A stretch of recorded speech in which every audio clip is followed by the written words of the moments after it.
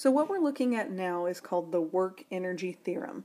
What it means is that when you do work, it adds energy to a system, or it takes energy away or adds negative energy to a system. So let's look at what this is talking about. So we already know that work is equal to force times distance. So if we take a force and multiply by the distance that that force was acting over, we're going to find out how much work was done. That's abbreviated as W equals F times D. Another way of looking at work is that work causes a change in energy in a system. And this looks like W equals final energy, E sub F, minus initial energy, which is E sub I. It just means that whatever energy there was that changed from my initial to my final, if I subtract those two, I'm going to see how much work was done. And remember, that work was a force acting over a distance that did the work that created the change in energy. So let's look at an example. So let's say I have this box and it has a weight of 10 newtons. Now I'm going to do some work on this box and I'm going to move it up by 2 meters. Okay? My formula said that work was equal to force times distance. So all I have to do to figure out how much work was done is multiply my 10 newtons by 2 meters, and I know that the work done is 20. Okay, and it's 20 joules, and we'll look at that in just a moment. But what the work energy theorem tells us is that this work added energy to the system, right? You did work on the box, which means you used energy to do that, which added energy into this situation. So let's look at that. In this case, we gave it potential energy, gravitational potential energy, by moving the box upward. Well, potential energy caused by gravity can be calculated using the formula mass times gravity times height. Well, let's plug this particular situation in with the boxes and see what this looks like. Now, we already know from other units that mass times gravity gives me the weight of the object. And in this case, we already said that the weight of the object is 10 newtons. So we already know the mass times the gravity here. It's got to be 10 newtons. So we're going to plug that in for the mass times gravity portion of our potential energy equation. So I say potential energy equals, well, the mass times gravity is already 10, and then I'm going to multiply that by our height, which is 2 meters. This is starting to look familiar. So the potential energy is mass times gravity, which is 10, times our 2 meter height, gives me 20. So see how they're the same? We did 20 joules of work and got 20 joules now of potential energy. So again, our work energy theorem shows us that work is equal to our final energy minus our initial energy. Well, when we started, this box was on the ground, so it had 0 joules of energy at that point in time. It wasn't moving, it wasn't up high enough to have potential energy, so it had 0 joules of energy.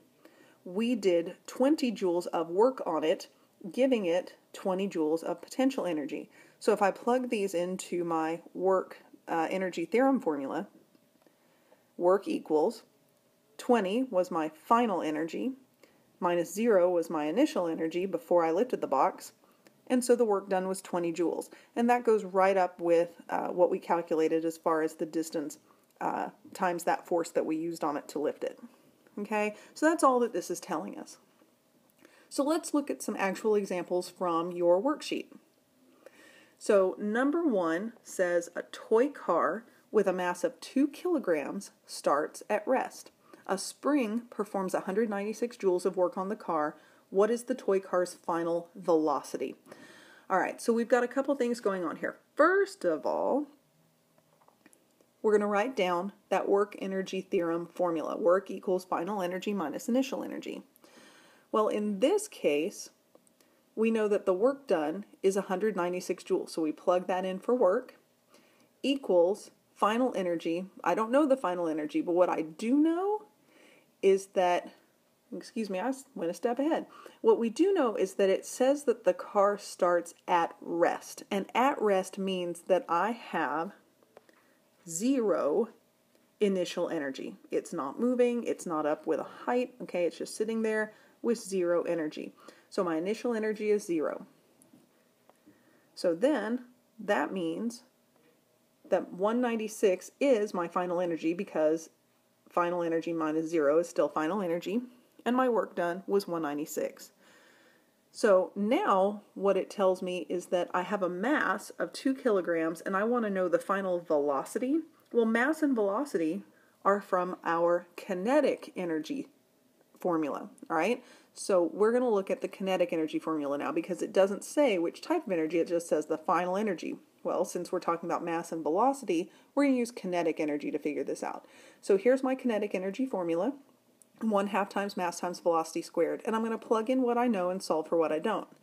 Well, I know that the final energy is my kinetic energy at the end, which is 196 joules. So I'm going to plug that in for kinetic energy. That equals 1/2 times the mass, which it says in the problem is 2, times my velocity squared, which is what I don't know. I don't know the velocity, so I've got to solve for that. So here's how that works. First of all, I'm going to simplify this, and 1/2 of 2 is 1. All right, if I did 1/2 times 2, that's equal to 1, and 1 times anything is whatever the anything was to begin with. So basically that part just cancels out, leaving me with 196 equals v squared. So now to undo a square, I have to square root. Square root of 196 equals the square root of v squared. Well, square root of v squared is v, and the square root of 196 is 14. So I know that my answer is that the final velocity is 14 meters per second. That's the unit for velocity. All right, and I know that looked like a lot, but the more you practice this, the easier it gets. Let's look at the problem number 2. It says, a wagon with an initial velocity of 4 meters per second and a mass of 35 kilograms gets a push with 350 joules of work. What is the wagon's final velocity? Again, I'm going to start off with my work energy theorem formula. Work equals final energy minus initial energy. Again, I have velocity and I have mass, and so I am looking for final velocity. I'm looking at kinetic energy again, because we're looking at velocities. We're going to use kinetic energy formulas. In this case, we're looking for final velocity, and we're also given initial velocity. So in this case, I don't have an initial energy of 0. I actually have an initial energy, so I can't just plug in 0 in this case. So what I'm going to do is I'm going to put in work equals, and then I'm going to put the kinetic energy formula in here for my final kinetic energy, 1/2 mass times final velocity squared, and then I will subtract my initial energy, which is also 1/2 mass times velocity squared, and that's initial velocity squared.